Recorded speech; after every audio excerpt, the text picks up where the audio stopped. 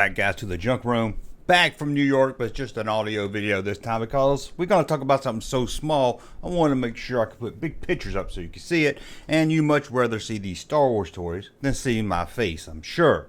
But let's go to the early 90s. Star Wars was seen by most companies as a dead license that no one really wanted. But behind the scenes, the Star Wars merchandise empire was growing. In 1990, Lucas agreed to let someone come in and write a somewhat sequel novel to Star Wars. Heir to the Empire would be released May of 1991 and would tell the tale of the Star Wars heroes set a few years after Return of the Jedi. As this novel rocked to the top of the New York Times bestseller list, Lucasfilm was already working with Dark Horse Comics to bring Star Wars back to the comic book store. When it hit stores in late 1991, it showed that Star Wars was still a property that could sell, and its audience was looking for more. Some wrote the novel off as a fluke, with the Star Wars fans now older looking to buy a novel, but with the comic book, it said that all ages wanted Star Wars. That same year, Nintendo would release a game based on Star Wars to strong sales. It was clear to Lucasfilm that Star Wars was in demand, and a few other companies started to take notice.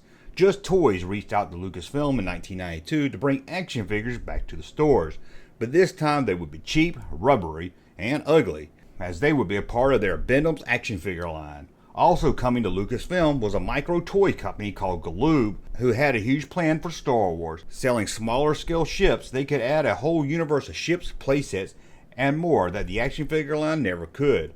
Or at least at no price point any action figure line could. This was a golden chance for two companies, and a nice way to test the toy market on selling Star Wars for the kids.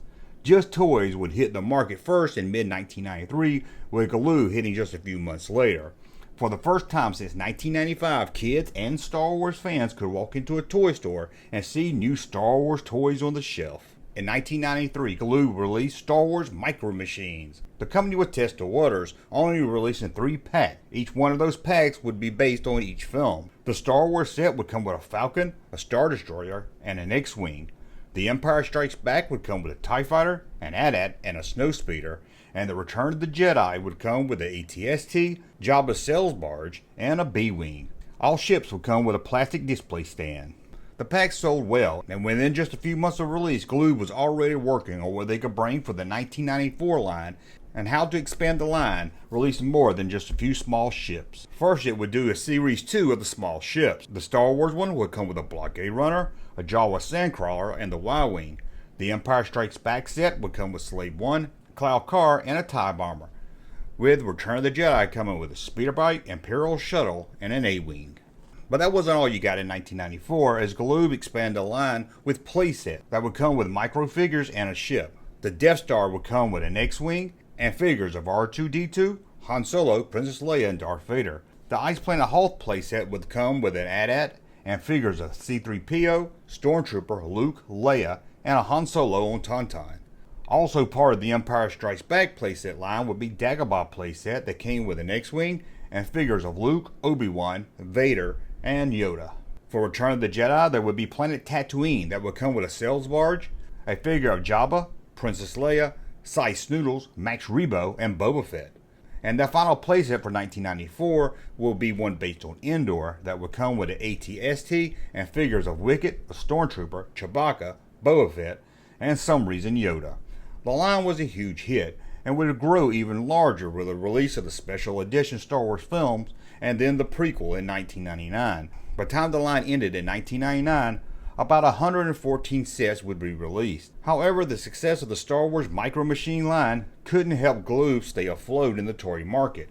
Hasbro would buy the company in 1998, killing the line after 1999. In 2005, Hasbro would start reusing the name Micro Machines on small micro toys from Star Wars to Transformers and more.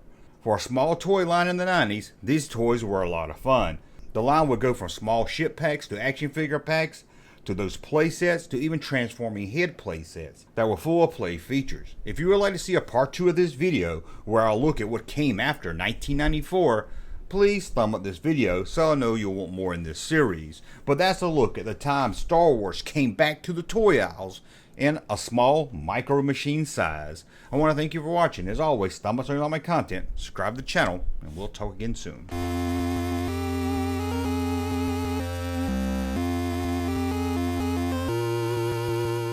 Hey, Junkman channel popping though. Thank you, sir, for that unsolicited testimony.